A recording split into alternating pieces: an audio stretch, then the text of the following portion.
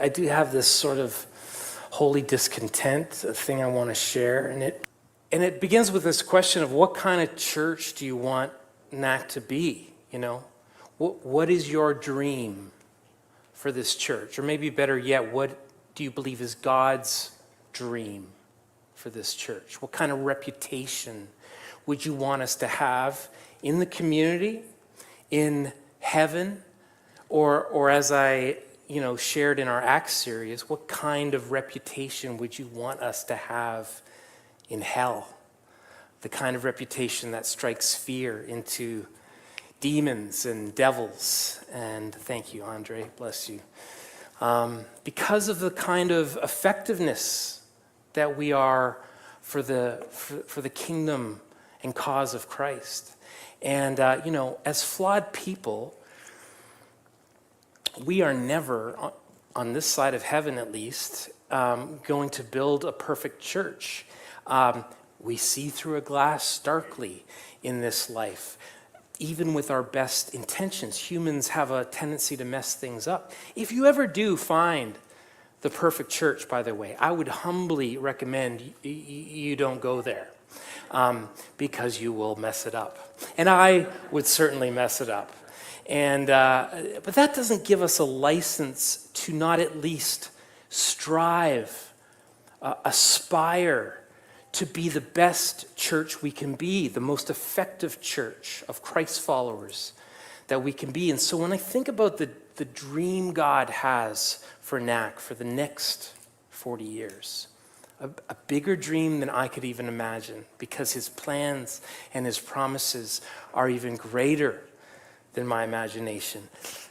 I know it has something to do with being a place, a culture, a people who are making disciples, okay? But not just making disciples who make disciples. And in 40 years of our church existence, we can be proud of so many of the disciples who have emerged from this place, disciples who make disciples. And maybe there have been seasons, times where we took our eye off the goal, got mired down in distractions, but by and large, there is a noble legacy of aspiring to be a disciple-making church. And really, it needs to be the aspiration of every church. We all have different brands and vision statements and logos and worship styles, modern or ancient liturgies, formal, informal. We debate secondary doctrines, infant baptism, believer baptism. The differences are a mile long. But we should all share in the Great Commission to go and make disciples who make disciples. And as I sort of put on my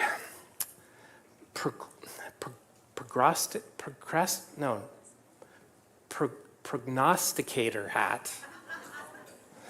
I have a good procrastinator hat too, believe me. And I try to envision what the next 40 years look like for NAC and for the church at large. I can't help but think this goal, this commission, is going to be harder than ever. Harder than it was in 1985 when this church opened. And I don't think I'm saying anything controversial when I say things have changed in our world, in our culture. And so today I want to share with you a warning of sorts, a prophetic challenge. And I'll be straight up with you. Much of this was inspired by the writing of a guy named John Eldredge.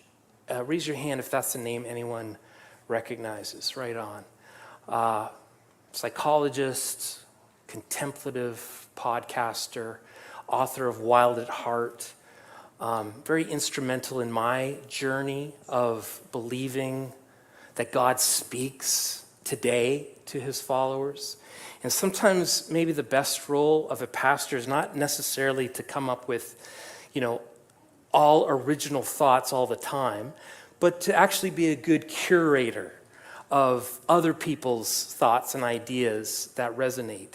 And Eldredge has articulated something recently that, You know when someone puts words to feelings that you have been wrestling with? So forgive me if some of these ideas are familiar to those who follow his work, but I feel it's really timely and a bit scary and deeply personally challenging.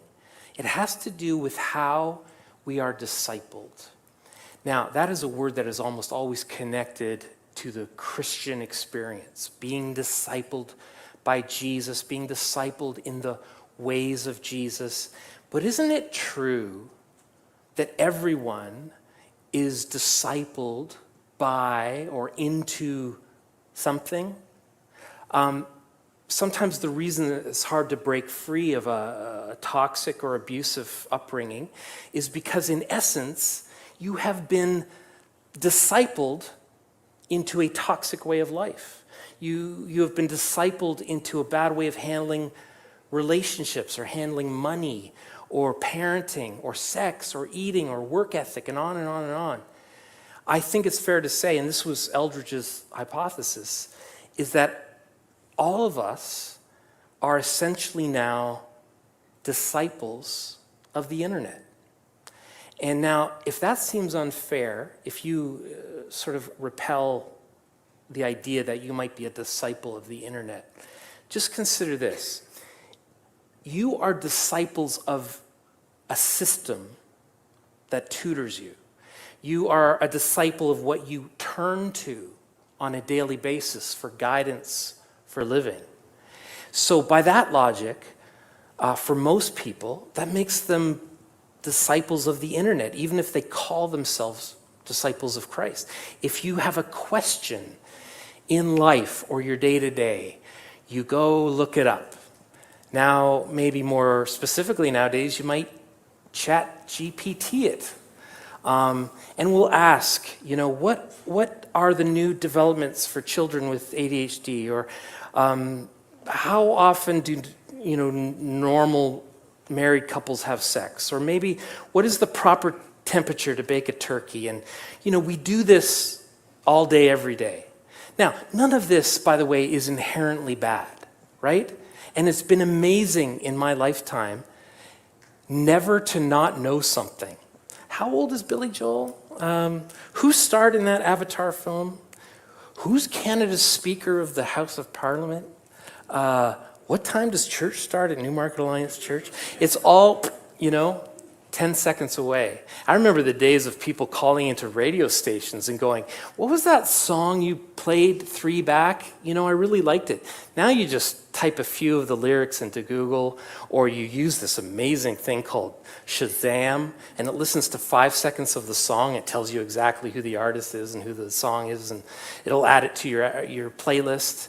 And I'm not talking about whatever content it is you search for online. I'm talking about this less noticeable thing. I'm talking about what we have learned from years of this process itself.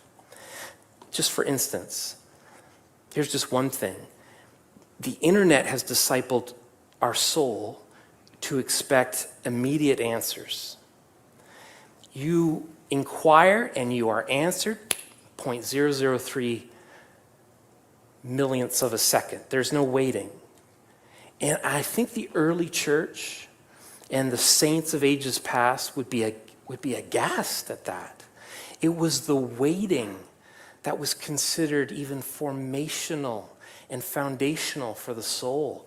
They planted crops in the spring and harvested in the fall. There was no rushing things. If you wanted something from the market, you walked there, and then you walked back. You're moving at a pace of about 3 miles an hour. I ordered something from Amazon Prime at 10 o'clock at night. It said it would be at my door at 7 in the morning. And I was annoyed that it was there at noon.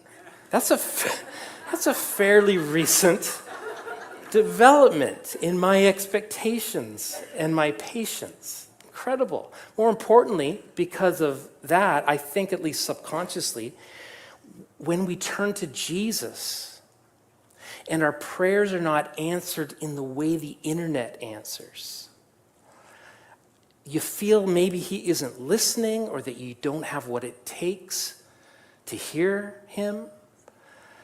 You sadly believe the two of you are distant from one another because your soul has been programmed for immediate responses. The notion of lingering before God doesn't fit with the pace we've come to expect. Now, that's just one example, but the effects of internet discipleship go far, far deeper. I mean, to live just about anywhere on this planet is to have access, essentially, to the entire base of human knowledge in just a few clicks. Again, I think our spiritual forefathers would be aghast at that too. They would have seen it as a seductive trap for the soul. In fact, they may have concluded that the end had surely come. So much information is available to us on every conceivable subject that we haven't noticed maybe what it's done to us. There was a philosopher, Buckminster Fuller, and he came up with this rubric in the 80s, just accelerating the change in human knowledge. And in his model, all human knowledge from, architectural technique to agriculture to animal husbandry could be represented in a single unit in AD 1, 2,025 years ago. And then from that time, from AD 1 to the year 1500, the knowledge on earth doubled. Then it doubled again in 250 years. And then again in 150 years. And depending on which Google strategist you currently read, human knowledge is currently doubling in years or even months. And Eldridge says it's almost like we've found the tree of knowledge again, and we're clinging to it instead of the tree of life. So how does this play out outside, of the ivory towers of academia? Well, perhaps something like this. This probably happened to you even this week. Someone forwards a video featuring a leading neuroscientist on the new suspected causes of autism. And if everyone just does this or just avoids that, you'll be good. And then we read a notable economist or financial influencer telling us what investments are the safest place for our savings right now. And then we come across on Instagram Reel, because somehow your phone knows that you had just a conversation with someone about getting into shape. And it's all about showing you the correct way to exercise or lose weight. And again, none of this is bad. In fact, a lot of it is quite helpful. But get this, the very next day, everything we thought was reliable is overturned by new information. Another expert steps forward to inform us that autism isn't caused by that last study. The thing you were told to take, B12 vitamins or whatever, might actually not only not preventing autism, but actually causing anxiety. And then the latest news from Bay Street is that those stock tips you heard yesterday, or those bonds that were recommended, are a terrible decision right now. And then, by the way that you were told to exercise is actually damaging your body. Your weight loss program has actually programmed your cells to retain weight. The leading cancer centers recommend you wear a hat and sunscreen to prevent skin cancer. Oops! New researchers show now that we have a deficiency in vitamin D because we wear hats and sunscreen. And on and on and on and on ad infinitum, right? And so what seems to be happening is that we are clinging to the belief that practical information is somehow the way to salvation. But hold on, if information is continually contradicted, undermined, out of date, disproven, what then? And I see it leaving us feeling fragile and vulnerable and cynical and deeply divided and anxious. You think information will be your salvation, but information is seductive and capricious. It offers, stability one minute and then takes it away the very next. An irony of ironies, in this glorious age of information, life with the internet has actually eroded our confidence in what is actually true.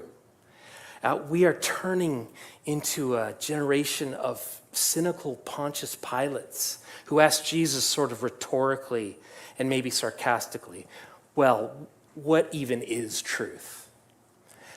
It's like an addiction. We long for the good life, the abundant life. We want our loved ones to know the good life. We're convinced that in order to achieve it, we just need to find the right information, the latest science. But what if the information keeps changing? What if the truths we hold today are overturned by new information tomorrow? And that's a whiplash that has driven many of us to skepticism. We are weary skeptics. The cinnamon you use might have lead in it. The renowned car company is found guilty of installing illegal devices to bypass emission tests on their vehicles. Russian hackers generate fake news to influence global elections. The photo that you loved that a friend posted, yeah, it was fake. It was an AI. You see what I mean? The internet, this age, this generation has eroded our capacity to believe. It's done that through constant contradiction and deceit, and we are losing our confidence, our capacity to trust. Even our faculty for faith collapses into suspicion. For example, how confident are you right now that you can get the real news, the truth, the whole truth and nothing but the truth? How confident are you that your financial future is being well guarded by the folks in charge of guarding it? How confident are you that your government is telling you the truth? And in the light of celebrity pastors and megachurch scandals, how confident are you that your NAC leaders have your best interests at heart? You see what I mean? And I think COVID accelerated things, quite frankly. Does anyone remember wiping down your groceries because that's what the internet told us to do? It seems positively quaint in retrospect. For a time, we were asked to wear masks outside in the park, which the science now seems to say was probably a wasted effort. We were rebuked if we entertained the idea that there might have been a lab leak in Wuhan, and now it's increasingly a viable theory. And at the same time, there's zero evidence to suggest that Bill Gates put a microchip in the vaccines, or that some parasite horse paste is the cure for COVID, right? And Eldridge explains that we are essentially being discipled in what one scientific paper called active, sophisticated, attributional thinking. And that's just a fancy way of saying we begin to presume ulterior motives onto others that may not, in fact, be there. But the suspicion, nevertheless, diminishes our ability to believe. Just think about politics, how the other guys, whoever that is for you, are always up to no good. The internet has discipled us into weary, skeptical cynics. Now, here's the problem. You would think we could keep this limited to, intermittent fasting or politics, but it's bled into our ability, I believe, to access God. The internet has taught its disciples that there ought to be no mystery to anything. We can get to the bottom of any question. There is nothing unknowable. And in fact, if there is a mystery, we've been thoroughly discipled to question it, mystery probably equals some deception or scandal. Facts are safe. And again, this mindset, this dismissal of mystery would also have been shocking to the saints who came before us. We feel that in order to experience Jesus and access his help and his wisdom and his presence, we need to understand the supernatural in the same way that, we can read the back of a cereal box for its ingredients. It's why I find myself asking questions like, or I hear others asking questions like this, like, yeah, but how do I abide in Christ? How do I love God? How do I take refuge in him, like the psalmist says? And I understand that motive behind wanting to have something to sink your teeth into, applicable, practical steps, but not at the price, of demanding 8 simple steps to a thriving relationship with Jesus. Oh, and by the way, it needs to be fast-tracked so I can experience it in 7 days or less, or even 40 days. That is internet discipleship speaking, and it's madness, this addiction, an addiction to short-term, quick-fix spirituality.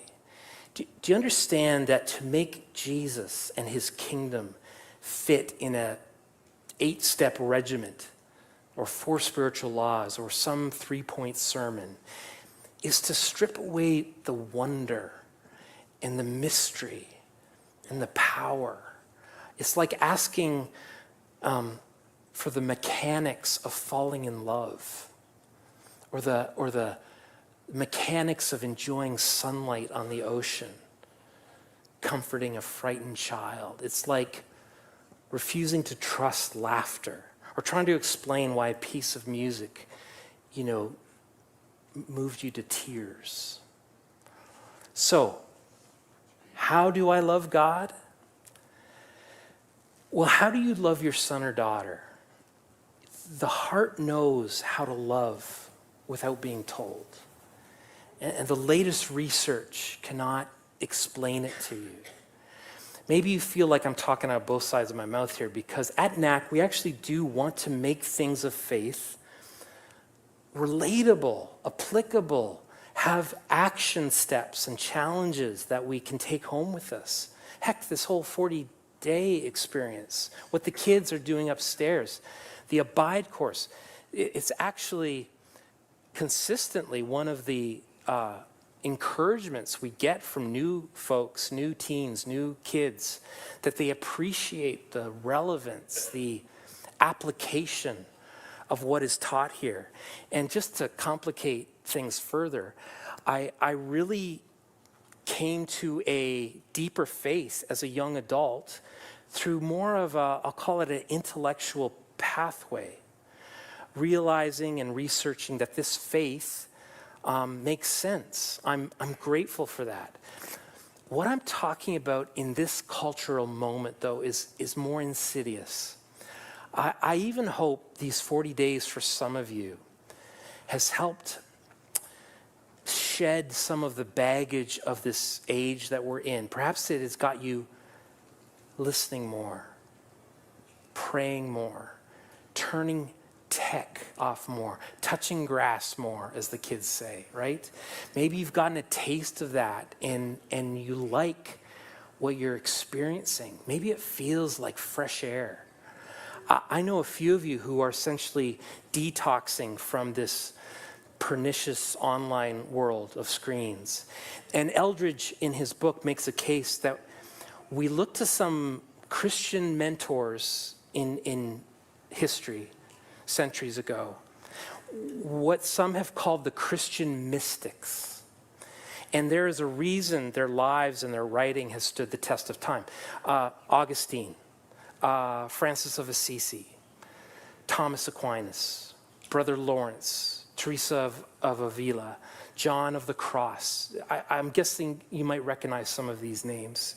And while some of their contribution to Christendom was theological in nature, it was mostly a record of them leaning into the mystery, practicing the presence of God, as Brother Lawrence said, abiding. It struck me as I read this little book on my sabbatical. Wish I'd brought it with me. It's just like almost a pamphlet written some 400 years ago, and by Brother Lawrence. It would probably not get published today. What's your book about? Well, it's about practicing the presence of God. Okay, how do you do that? What's the secret? Well, whether you're peeling potatoes or washing dishes, you just enjoy God. Okay, that could be chapter 1, then what? Well, that's kind of it. Well, what's the hook? What's the angle? What's the small group curriculum? The term mystic would have been a term of endearment, a term of respect, like reverend or pastor, or better still, follower of Jesus, one who has regular experiences of God. For us, I think, living in the ashes of the Enlightenment, the word mystic has been hijacked to mean either someone slightly crazy or a little out of touch with reality, or maybe even someone practicing kind of a pagan spirituality. And look, yes, there are oddballs in every movement, in every church. I have met most of them. But as I read about these mystics and learn something of their lives, I discover that they were actually ordinary men and women who were probably the most in touch with reality. People who had eyes to see the thin veil between the material world and the spiritual world. People who knew how to actually experience Jesus and the beauty of his kingdom. Brother Lawrence says, the presence of God is the concentration of the soul's attention on God, remembering that he is always present. We need daily encounters with Jesus. I love how Uma shared. That's what she's experiencing these days. Daily encounters with the Holy Spirit. It's what we ought to be after, and nothing else will address the human condition. The Apostle Paul did not come to Christ because someone showed him the latest research. He had an undeniable personal encounter with the living Jesus on a road into Damascus, which not only transformed his faith, but really the future of Christianity. Paul went on to have many encounters with Jesus. You could call him a mystic. And when the Apostle John, also a mystic, in the truest sense of the word, wrote to his disciples about the true nature of life with Christ in his first letter, here's what he said. He said this: from the very first day we were there, taking it all in. We heard it with our own ears. We saw it with our own eyes. We verified it with our own hands. The word of life appeared right before our eyes. We saw it happen. And now we're telling you in most sober prose that what we witnessed was incredibly this: the infinite life of God himself took shape before us. That's really what the incarnation is. Jesus incarnating himself, moving into our neighborhood of the very people that he created. And John is saying to us is that the very thing the original disciples saw and heard and experienced, you too can experience.